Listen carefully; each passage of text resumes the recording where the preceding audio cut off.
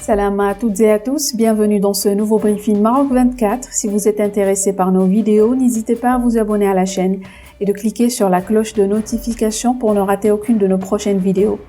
Aujourd'hui, on a choisi de partager avec vous en premier lieu la dernière nouveauté concernant le gazoduc Nigeria-Maroc.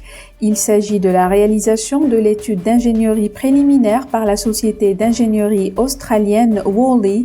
Cette dernière a été chargée par les autorités nigérianes et marocaines de la réalisation de l'étude d'ingénierie et de conception préliminaire Front-End Engineering Design, FEED, pour le projet de pipeline de plus de 7000 km qui doit relier le Nigeria au Maroc en traversant 11 pays d'Afrique de l'Ouest.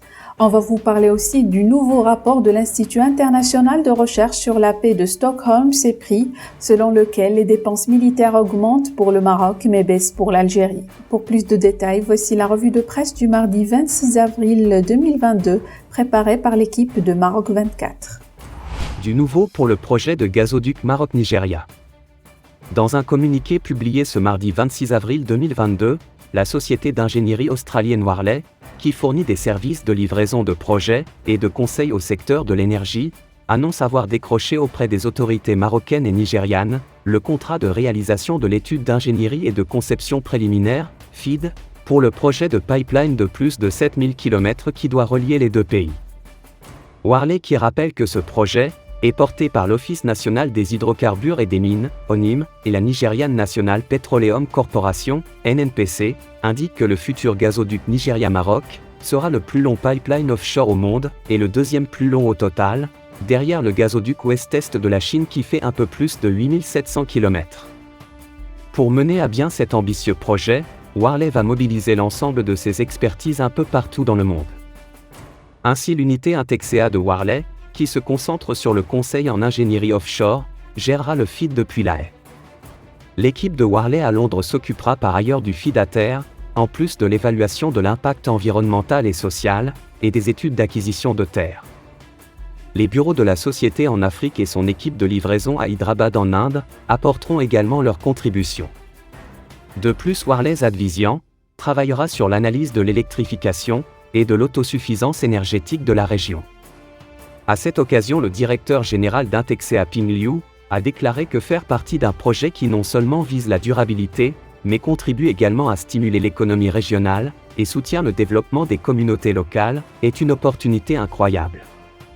Pour la compagnie australienne, le gazoduc Nigeria-Maroc est à même de soutenir les industries et les économies locales, grâce à la fourniture d'une énergie fiable et durable.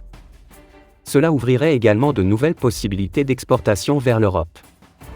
L'Institut international de recherche sur la paix de Stockholm, CEPRI, a publié cette semaine un nouveau rapport consacré aux dépenses militaires mondiales en 2021. Comme pour les années précédentes, le Maroc et l'Algérie sont classés parmi les pays qui dépensent le plus en armes sur le continent africain. Les tensions de longue date entre les deux plus grands dépensiers d'Afrique du Nord, l'Algérie et le Maroc, se sont aggravées en 2021, indique CEPRI.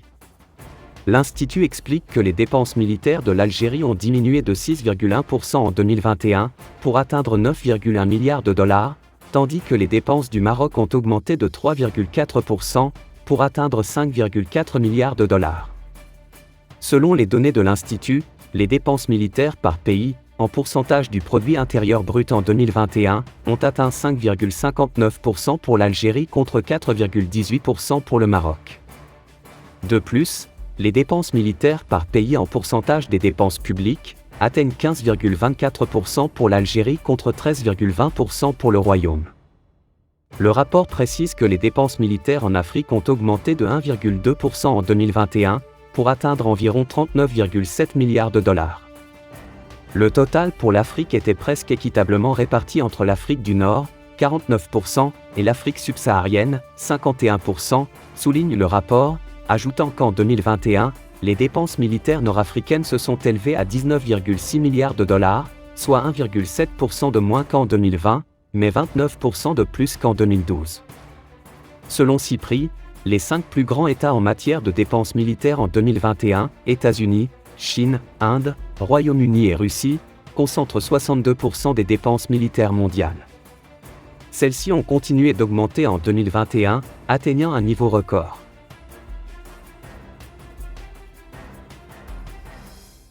Pour rester informé, je vous invite à regarder les vidéos Maroc 24 qui s'affichent sur votre écran.